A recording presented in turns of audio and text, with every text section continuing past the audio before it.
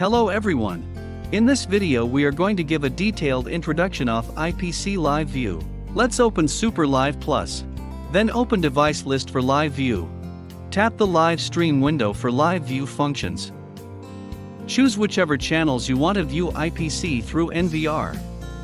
If the camera or device supports temperature measurement, mask detection or facade ignition, then the corresponding information will be displayed. Tap AI to preview AI function. In AI preview window, you can view the captured pictures, face match information, body temperature, capture time, etc. In this video we are demonstrating face capture. Also, other functions are similar. Tap on the captured picture to view the detailed information. In the detailed information display window, you can view the similarity, mask status, body temperature, capture time, group, etc.